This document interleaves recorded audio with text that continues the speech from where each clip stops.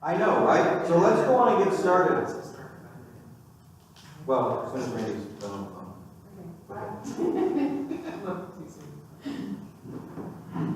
Okay, so let's get started with this one.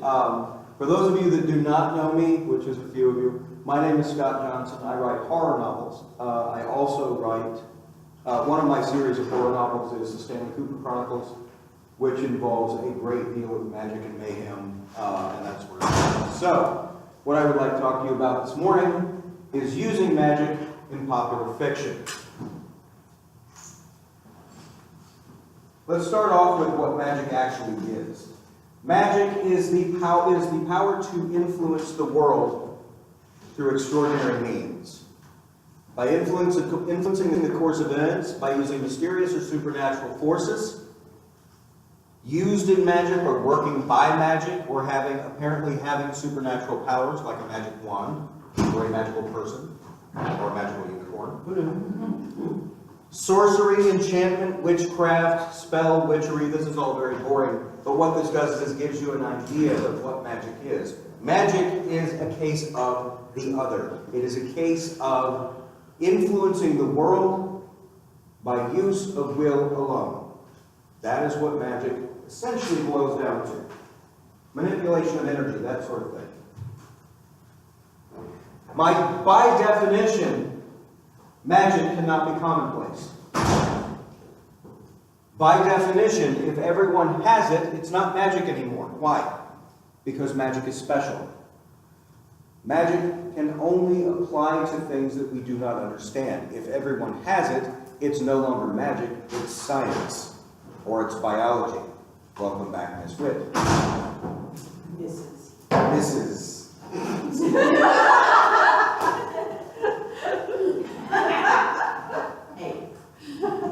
By definition, magic cannot be used by everyone. If everyone has it, it's not magic, it's science or biology.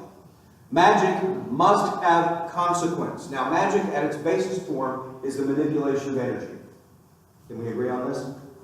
Because the laws of physics state that energy can neither be created nor destroyed, it can only change form, that energy has to come from somewhere. So there has to be a source for that energy, yes? So what effect does that energy have on a conductor? Think of it this way. If you put a very large amount of amperage through a single copper wire, what happens? It fries. It fries.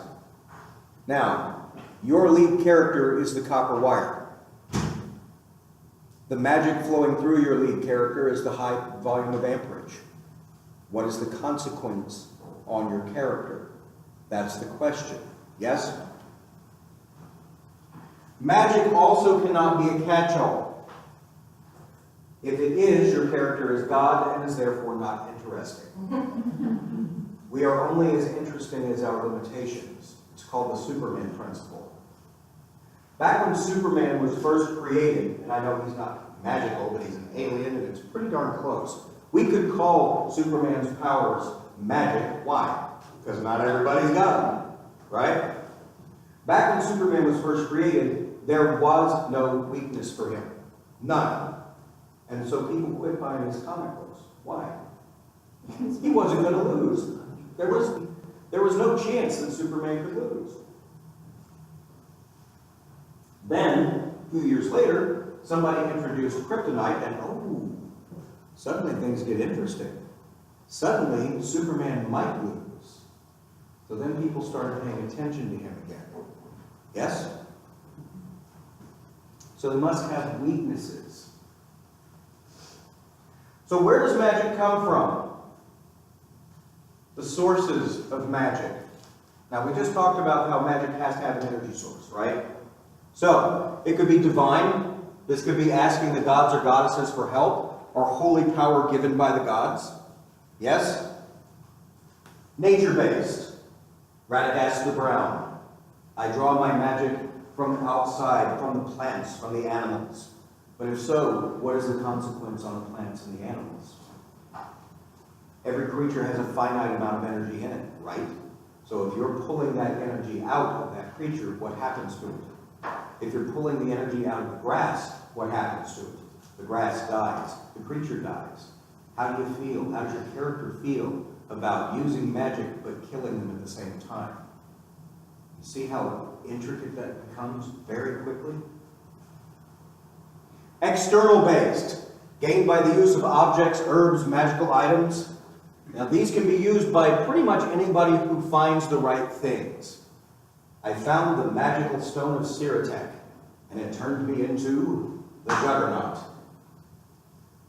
Not very many comics fans in here, I see. I see. Or it could be internal. This means that the magical energy comes from inside the user himself, which begs the question, how much energy do they have, and how do they replenish it? When I wrote the Stanley Cooper Chronicles, my characters throw a whole lot of magic around. And as a consequence on that, they're always eating. How do we replenish our energy? Food. So after a particularly bad spell-slinging incident, my characters are freaking hungry. A lot of them go into shock because they're so hungry. So what they need is a big hoagie and a nap. Okay?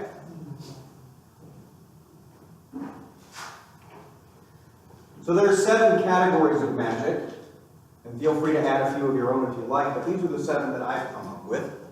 Natural magic, which is the magic of nature. Talismanic magic, which means you have a talisman, which we will discuss what a talisman is in a moment. Ceremonial magic. Ceremonial magic actually is stuff that has been used. I've wagered a lot of folks in here have actually used a form of ceremonial magic, although you may not recognize it as that.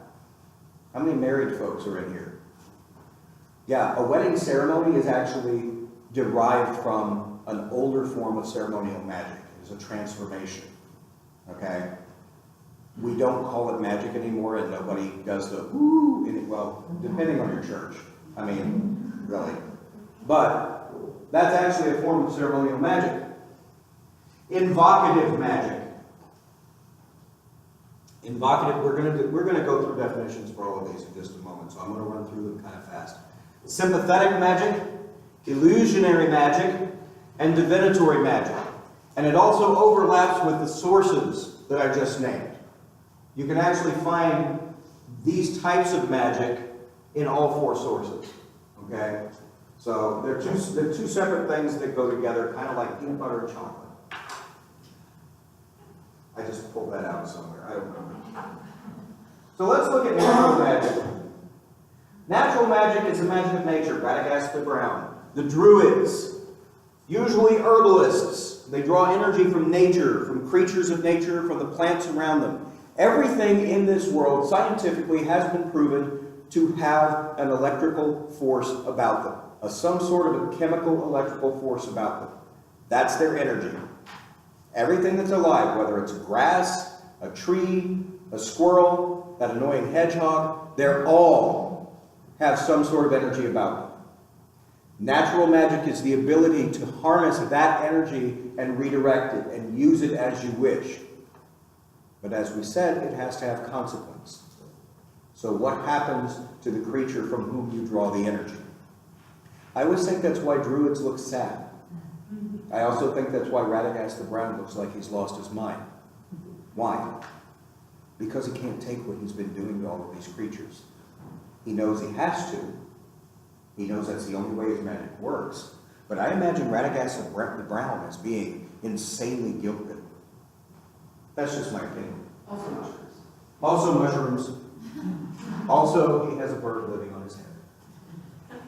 Now, talismanic magic is when you use amulets and talismans. By the way, I do talk fast. If you have questions, please raise your hand. Yes? I'm sorry to skip back to the nature one, but well, I guess anything's possible. But I was thinking, like, maybe the wizard, like, nature is using the wizard in some way, right? I mean, never mind. I guess it's Could be. Could be. No. Could be. No, and keep in mind, everything that I say in here, this is the way I see it, but this is by no means the only way. The beauty of this particular profession is there is no one way of doing it. We find what works for us, yes? Okay? So, talismans and amulets. An amulet works passively to protect. A talisman works actively and reaches out to affect the environment. That's the difference. When you are writing, if you write about a talisman that reaches out and, let's say, attracts fairies, yeah, that actually works. But if you say an amulet that attracts fairies, not so much. You're mixing up your lexicon there. Good example of this are good luck charms. Lucky rabbit's foot. What is that? Is that a talisman or is that an amulet?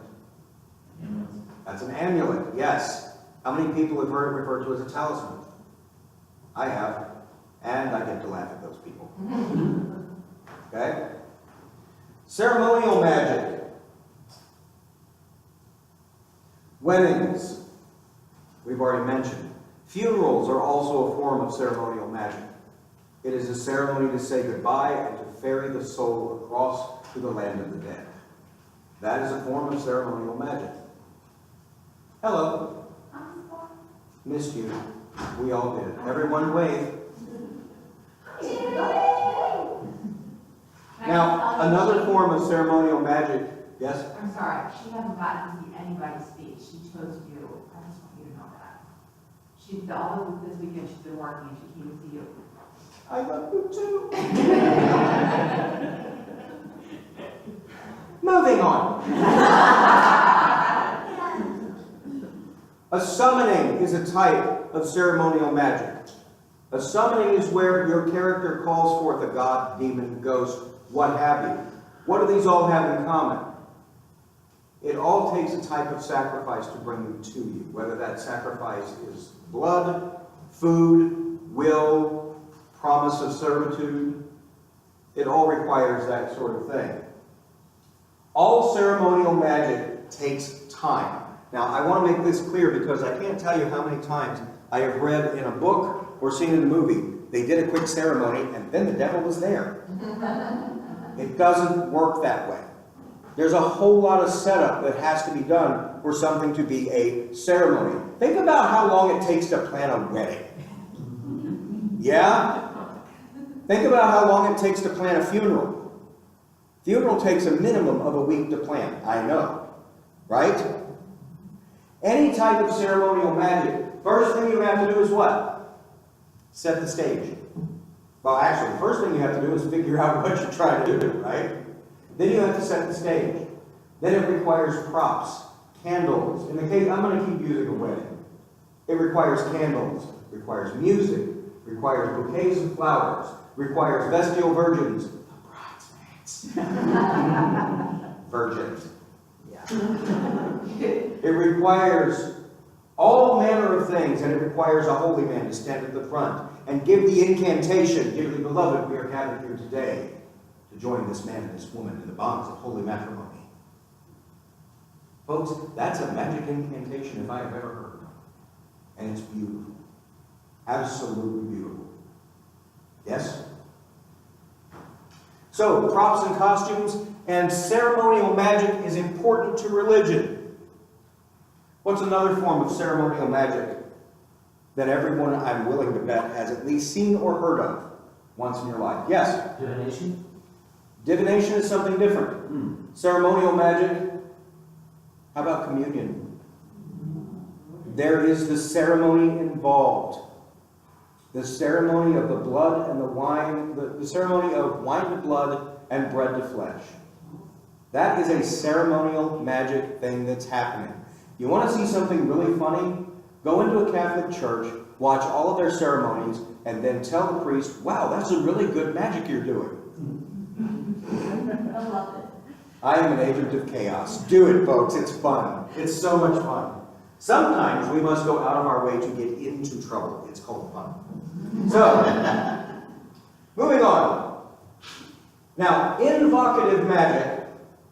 There's a difference between invoking, and evoking. Invoking, it's entities that are higher. To invoke the spirit is to ask a favor. You invoke the dark gods. You invoke the higher powers. If you are evoking, that is to compel something. If you are evoking, those are lower demons. That's you calling upon them, calling them by name and saying, you will now do my will. That's evoking. Do not confuse them. Because if you evoke one of the higher powers and say, you will do my will, on your head. And that would be bad. So, you'll wind up like Renfield. Yes, Master. Yeah. Calling another being, what invocative magic is basically is calling another being to do the user's will or to assist in the other user's will. Now, sympathetic magic, on the other hand, can anybody just tell me real quick what is a good example of sympathetic magic? Yes? When people would paint things on caves that they wanted to kill. That is a good thing. That is a good representation of it. I was actually thinking of a voodoo doll. I can't see another than I probably would. Welcome aboard, Tom. Sympathetic magic is when one thing is substituted for another. Again, communion is an example not only of ceremonial magic, but also of sympathetic magic. Sympathetic magic is when you have a representation of a person or a thing, and whatever you do to that representation happens to the thing itself. It requires usually a piece of the thing that you are trying to affect. A hair, blood, other bodily fluids. What happens to one happens to the other. Can anyone think of any other examples of sympathetic magic? Anyone? Is that like a twin connection thing? Like a twin connection? If there's twins and one gets hurt? It can be. It can be. Absolutely, it can be. Anyone else? Sympathetic magic. What happens to one happens to the other. Dorian Gray? Dorian Gray. That's a good example of sympathetic magic. The painting ages. The painting gets injured. The painting becomes more and more hideous, but he stays beautiful. Would a genie in the bottle that he or she lives in? That would be invoking. Yeah. Yeah, that would be invoking, because the genie, although way more powerful than you, is still technically a lower being. Okay. But the relationship between the genie and its own bottle, aside from the person controlling the bottle, it's the fact that... That's keeping it prisoner. Okay. That's keeping it prisoner. I wouldn't consider that to be sympathetic magic. Yes? I guess needing to destroy a phylactery to destroy a lich in Dungeons and Dragons of all things. Absolutely. Absolutely. Yeah. So let's move on.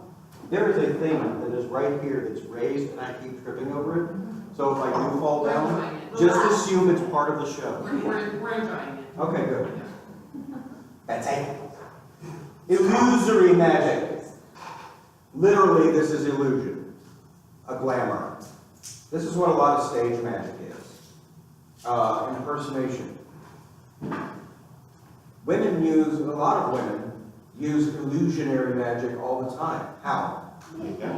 Makeup, hair color, back there with the turquoise head. Real. Wow. Illusory magic is temporary, and it only affects what other people can see. It does not affect a character all the way through. So this is not true shape-shifting. This is basically just bending the light in front so you see me differently. Yes? And divinatory magic. This is to find out something in an unusual way. Future, present, past, cards, runes, balls, astronomy. How many people are addicted to reading your horoscope? That's divinatory magic, folks. Crystal ball, Ouija board, all that kind of stuff. That's all divinatory magic. So, moving on. Now, divine magic is asking a god or a goddess for help. We do it all the time. How many people in here pray? Yeah, that's divine magic right there, because what are you doing? Please God, let me win the lottery tonight. Please God, let me pass this term at Seton Hill and finally get my MFA. Please, God, kill him. Let him catch herpes and die in the fires of hell. Okay? But as I've said before, all magic takes consequence. There's consequence for all magic. So when you call upon the power of a higher God, the big question is, what are they going to want in return? And most of the time, they don't tell you up front. It's kind of a Brando thing. One of these days, I will come to you and I will ask you for a favor, and you will grant my favor. And that favor will be your child. That favor will be, you have now become my right hand, and you must kill all. What? No. Oh, okay. He's doing the hair thing. I thought it was. It's a little edge. Okay. What will they want? Sacrifice, loyalty? What effect will it have? Is it a physical effect? Will you wear the mark of that God for the rest of your life? Is it a psychological effect? Once you've seen the face of your God, will you go insane? Actually, in the Bible, there's a scene in which God says, I will not show you my face, for no man can comprehend it. I will, however, show you my back, which my brother interprets to God mooned him. And Betsy Jackson says, no. No, I was not there. Okay, my brother's a funny guy. Anyways. God's funny guy. Yeah. So the question is, what is the consequence for this kind of magic? Now, in nature-based magic, once again, we said, where does the power come from? Secondly, can anyone be trained to use it? Yes or no? Most cases, the answer is no. What produces it? Energy is finite. All energy is finite. Eventually, it's going to run out. Right? So if you have a pool of magical energy on your world, or several pools of magical energy on your world, how long before that pool dries up? How long before others will go to wars to see who controls those pools of magical energy? Yeah? Lots of things to consider there. Yes, in the back. I have a question for you. Yes. If you're writing a character that is God, then would you consider their magic base to be natural? Or like... When you're dealing with a character that is in fact God, I think of two things. First off, I think that the character of God, because it can do anything and is omnipotent, is terribly boring. The other thing that I think is that a lot of the rules do not apply. Because if the rules did apply, and he didn't like them, he's God. He can change Right. it. I guess I should rephrase and say a God. Like more like traditional mythological gods as opposed to omnipotent, big guy in the sky. Okay. That begs the question, which one? That also begs the question, which mythology? Right, Because even the gods had sources for their power. right. Hephaestus was the source of his power was what? Fire. He was a forge god, yeah. Yes, he was the god of the forge. Zeus was had the power of lightning, but he had 3 lightning bolts, and if you stole them, he was powerless. Odin had the power of foresight, and what did he use to get that power? He lost his eye. That's the consequence for that. So, where would the power come from? The answer is, it depends on what mythology you're using. Okay. Yeah. So, back to nature-based magic. Well, but basically in that situation, you have to set up your rules and then Right. stick to it. Like, that's the fun part of a fantasy world is like you can make a mythology, you can base it off of something, but you can come up with your own thing, but you have to have figured out what that cost was and what the limitations of it are. That's actually the last slide in here. But thanks for bringing it up early. Everybody can go now. Go us. Teaching the class. Teaching the teacher. So back to nature-based magic.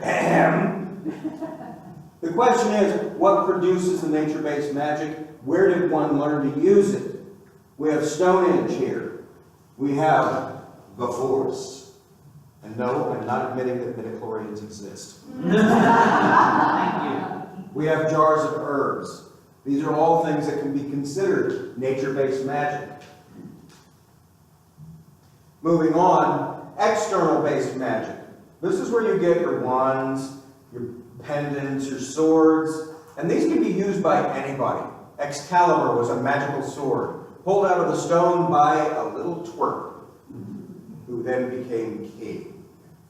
Yes, anybody can use external-based magic items, typically. Now, the wand chooses the wizard, yes. But in other versions of magic, the wand is completely pointless. All it is a focal point. So a wand could be a toilet brush holder. Seriously, it could be a toothbrush. It could be Hockey a... stick. Huh? A hockey stick. A hockey stick that is charged and used for blasting things out of the sky. Thank you, Harry Dresden. So how is it made? And what is the cost to the user? In the case of the hockey stick, he has to constantly charge the thing, right? Harry Dresden has a really interesting piece of magical equipment that he uses. They're the rings on his hand. And it's a brilliant piece of physics that he's done to use these rings. These rings are kinetically charged. So every time he moves his hand when he walks, it saves just a little tiny bit of that kinetic energy and stores it like a battery. So when he punches somebody, it releases all the stored kinetic energy. And if he hasn't hit anybody for about a month, boom, right? So that's what we're talking about with here, the time turner. It's a magical item. Hermione did not have to have magical powers to use it. It in and of itself was a magical item. Yes? Question. Yes. So, for Harry Potter, in that world, if you have magic and are a wizard, you can have a wand and use that wand to do magic. So the wand is this external tool that you use to manipulate your magic. But you don't necessarily always need the wand, and if you aren't already magical, the wand won't help you, right? Right, and the reason behind that, this is how I work this out in my head. If you aren't magic, then you don't have the ability to focus the energy to begin with. Okay. So you have the wand, and that allows you to focus this extra amount of energy that you're using. Okay, so I'm having a copy, it's very interesting. So in the Harry Potter universe, you both need to be magical yourself, and then to have this magical wand to help you focus your own magic Yes. and do your magic. Yes, but also in the books, keep in mind, in the books, as you become more powerful a wizard, they can do magic without the help of the wand, and without actually even saying ridiculous, Right, or ridiculous words, exactly. for that matter. So, I guess as a young wizard, you're more external based magic by relying on that one, and as you grow up and get more skilled, it's more internal magic. You can Think of them as training wheels. That makes sense. Yeah. So, in conjunction with that, in my thesis, my main character has innate magic, but has to use art to focus her magic to cast. So she has to draw something or something, and then that makes that happen. So that would be, so she has her innate, but then has to focus. That would be still external based magic, or still kind of that hybrid? I think that would be a hybrid between them. Okay. I would call that a hybrid between them. I would call that a blend. And then over time, as the training wheels come off, it becomes more internal based. That's the plan. Anyone else at the moment? Okay, so moving on to internal magic. Internal magic comes from inside the user. It cannot be used by just anyone. It must have a cost. Is it an expulsion of the energy? And if it is, what's the fuel? So internal magic to me is one of the most fascinating prospects of this entire subject. We've all heard of the magical sword, the magic wands, the magic pendants, blah, blah, blah, blah, blah. Internal magic to me is most fascinating because at that point, what is magic but an extension of will? Yes? In certain religions that are around, magic is still, to this day on this earth, is still considered a viable force. And what do we refer to it as? An extension of will. We don't necessarily believe that we can turn people into toads, although wouldn't we all love to? I can think of a few people I'd like to turn into a toad right now. But the point is, it's an extension of will. So the question becomes, how much energy is there in will? And what is the consequence of this power? What is the fuel for this power? Think of the magic like the Force. You use the Force. What is the consequence of using the Force? Well, once you start down the path to the dark side using the Force, forever will you travel that path. Thank you, Yoda. Yes. So what does that mean? It means that every time you use it for bad things, it leaves a stain on your soul and makes you a darker and darker person until eventually you become some cyborg in a black mask with a wheezing problem. I saw your hand. Could it also be an extension of your biology, or would that just make you a mutant of some sort? Well, that depends. If it's an extension of your biology, does everyone else in your race have the same extension? Then it's not magic. Then it's biology.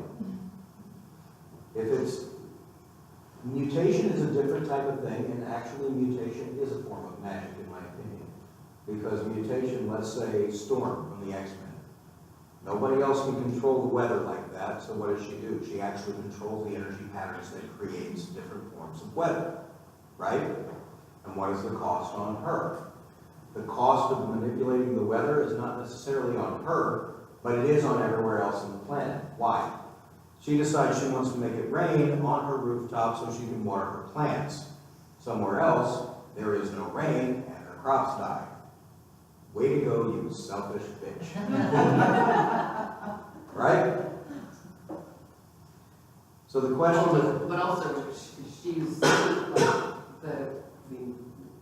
one assumes that her super white hair and is a sort of result because she can sort of channel and direct lightning. And so Actually, she had that since she was a kid and before her powers manifested. She should read more comics. She's also Do not test my nerd foo. No.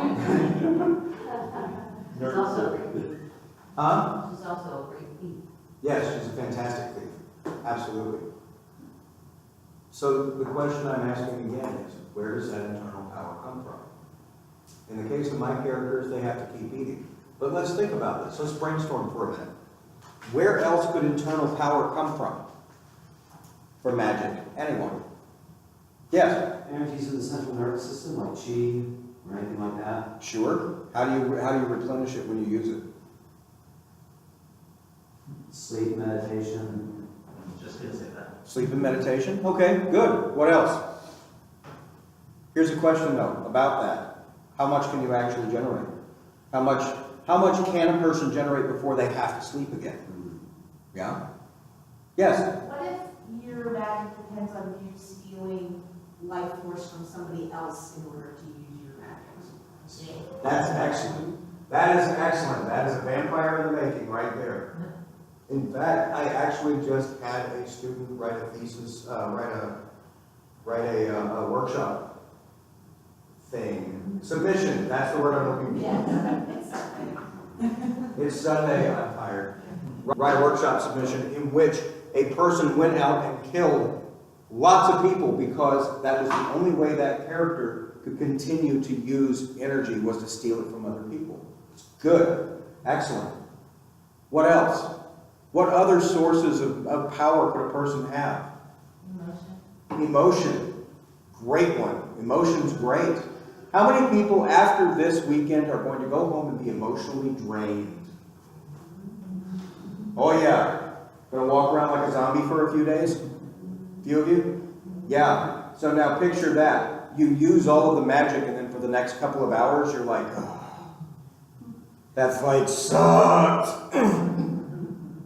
I don't want to open a can of ravioli. That was good for me. Right? Yeah. What if using that, who came up with that? Who said emotion? Somebody said emotion. Sin. I love you, Sin. What if using that emotional thing makes your character increasingly more emotionally unstable? You rely on rage. You rely on horrible, horrible emotions to create all this power. But then when you're done, you have uncontrollable crying fits. The more and more you use it, the more and more incapable you are of relating to other people. Like a berserker. Like a berserker, sure. And actually, let's be honest here. Berserker rage, sure. Mental illness, form of magic, could be. Because what happens? Tap into your inner power to become unstoppable. Not really unstoppable, but you really think you are. Also tequila. But, I'm just saying. Tequila would be an external source though, right? Tequila would be external source. Yes, sir. Tequila if you want to be naked and unstoppable. Yes, tequila and unstoppable. And riding the floor buffer. You ever notice how every story that has someone riding a floor buffer starts with, "We was drinking tequila." Anyway, so that's a form of internal magic, right? Now there is a bottom line to this, and I'm always doing the bottom line. The bottom line is the only rule that matters is this. If it's right for the character, it is right for the story.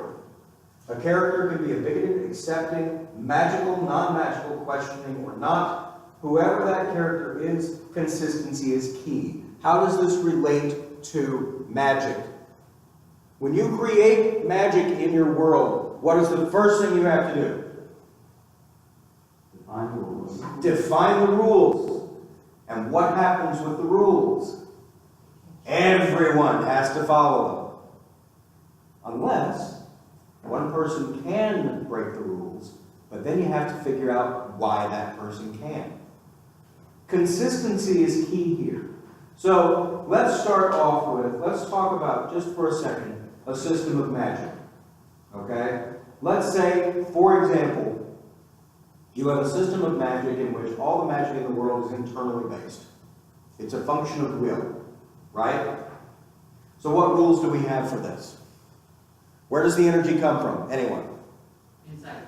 Inside you. Okay. What kind of energy are we going to be using?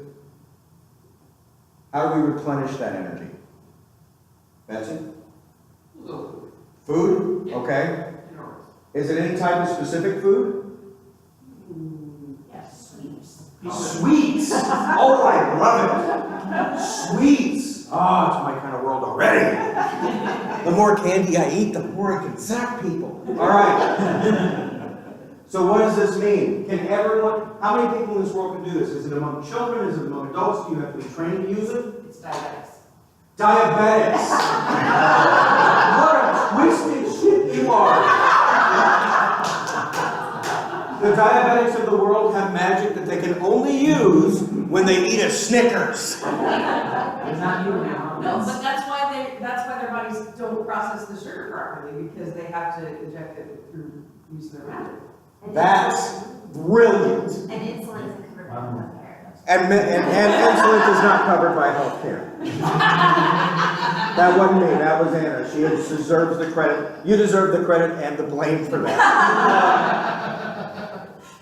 Okay, so So some people are born with it, some people are born with it. and some people develop it later in life. Some people develop it later in life. So what would that mean? What would that mean?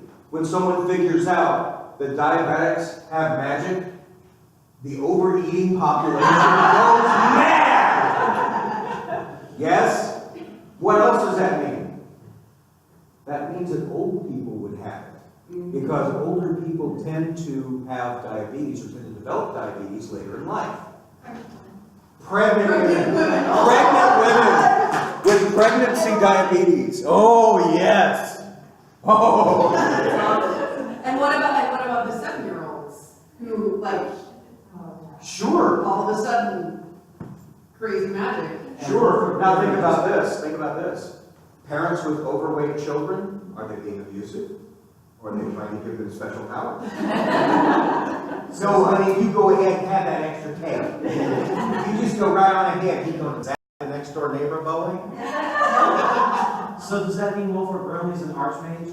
Yes, well, okay, but the mustache makes him an archmage anyway. I'm just saying, the mustache makes him an archmage anyway. Diabetes, magical powers.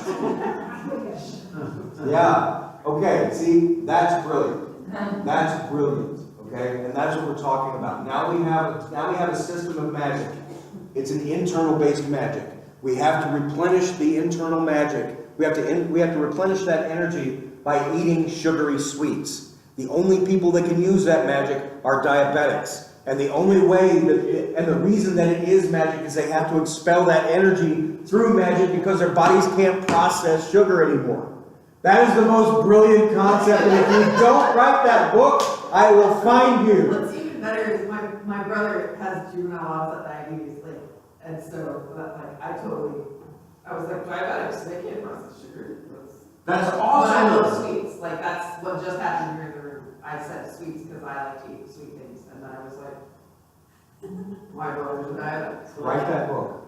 Okay. Write that book. And not only that, if you were to write that book would be something that you could actually put in schools so that it would make diabetics not feel so bad about who they are. Yeah. Seriously. And that's a brilliant concept. And all you have to do then is make sure that everyone follows those rules. Those rules stay constant. Yes? Type it all out, and just brainstorm for you. Yeah. Figure it out. I'd like a first draft on my desk in 2 days. I'm back in mentor mode. And there better not be any candy bar quality. They need a kick in the pants. Huh? Part of the reason I came is because I need a kick in the pants. Yeah, well, and there better not be any candy bar quality. It's an inside joke. No, Horse throw over the donuts. subject. Donut. Oh, God. Okay, Donut. picture this. A person who has diabetic magic, walking around with a belt full of donuts. No, for that. I get you. No, for that you get pixie sticks. Huh? Tubes of icing. Oh. Pixie sticks. Huh? Pixie sticks. Pixie sticks. Oh, yeah. And then what does it become? Underdog. The secret compartment of my ring I fill with an underdog super energy pill. Pixie sticks. Awesome. Yeah. That is fantastic. And your antagonist has to have pancreas transplant, so he can still use his magic so it doesn't harm him. Nice. Yeah. Okay, let's go to a different type. Let's go to a different type of magic. Not internal magic in this case, external magic in this case. What do we want? Anybody but Betsy, because she's already got the golden idea. Anybody else? External magic. Let's say, go ahead. Saltwater-based magic. Saltwater-based magic. Okay, how does it work? Ionization of water releases the energy. Okay. Lightning. Okay, does that mean that anybody can use it if they know what it is? Think about this, saltwater batteries. If they have the right catalyst. If they have the right catalyst, Does that yes. be natural salt water, or can you like throw water into a glass and mix it up, and then say, hey, I have salt water, I would do some magic. What about tears? What about tears? Yeah. What about tears? How concentrated of a, like, could you concentrate, like, hypersalinized water for compact transport? That would be kind of interesting. Or saline solutions, eyes. That would Oh, make, the Dead Sea. that would make the Well, Dead any- Sea any a ocean. mecca. Any Oh, yes. oceanside. I mean, any oceanside would be. Yeah, absolutely. What would that mean? That would mean oceanfront property would be so much more expensive. And that's why the Dead Sea is the way it is, because it maybe it kills fishes. Yeah, absolutely. Or there was a wizard who lived nearby, And who was creative. hypersalinating. Yeah, yeah. Imagine this. Imagine, let's just say for the sake of argument, so salt water is our source of magic, right? So you're sitting in your kitchen and you decide you don't want to clean your house. Pour a glass of water, put some salt in it, stir it up, and house is clean. Would it work that way? Could it work that way? And I like what you said about tears, because tears are salt water. How much magic would there be in tears? And would it matter whose tears? And would it matter whether they were happy or sad? Or Yeah. Would it matter if they were happy, sad, or angry? But whose tears? What about a baby's tears? A baby's tears. How powerful would the magic be in that? You see? These are all types of questions that you need to be asking yourself when you create your magical system. So consistency is key. That's how it works. When you start to build your magical world, start with the rules. Figure out what the rules of magic are, where the magic is coming from, who can use it, and then be consistent. And then once you're done, you'll have a much richer world to play with, a much richer sandbox in which to dig. Right? So, are there any questions for my magical question mark? Doesn't that look kind of like, ooh, yes? So, how would shapeshifters kind of figure in? And I mean, I guess it's however you want to write it, but a lot of times I don't notice that there's too much cost for the shifting, or isn't it? But sometimes there is. Well, let me ask you this. Let me ask you this. When you shift shape, Seems like it would hurt. huh? Seems like it would hurt. You would think so, wouldn't you? I like to use werewolves as an example for this because they are the predominant shapeshifter that everybody thinks of. But think about this. When a person transforms into another creature, that's bones breaking, that's bones stretching, that's muscle and sinew tearing. That's got to be a painful process. I call that a distinct cost. And not only that, if you've seen anybody that's undergone torture, they're not the same. They're changed when it's over with. So my question would be, wouldn't there be a psychological cost of that as well? Every time something that insanely painful happened to you, wouldn't that just tear a little bit out of your psyche every time? That's how I would think about it. You see transformation scene in American Werewolf in London. Oh yeah. Why he goes on a rampage because the pain of transformation just breaks him. Oh yeah. Has anybody watched an otherwise forgettable series, Hemlock Grove? There's a werewolf transformation scene in that in which first thing that happens is the lead character claws his eyeballs out so that the wolf inside can see out. And then the werewolf rips through his flesh while he is screaming. And then the werewolf devours the flesh on the ground so it leaves no trace. That is one of the most horrific. Which also feeds the wolf. Yeah, that is one of the most horrific and amazing werewolf transformation concepts I've ever seen. And it's awful, and it's beautiful. How does he shift that? They never showed that. I I don't know. I'm just It's a mystery. I feel like I've read series where there's like no cost at all, and I See, and I feel like that's poorly written. I feel like it's poor world building there. Yeah. You know? I mean, unless they can explain it through energy or through something else.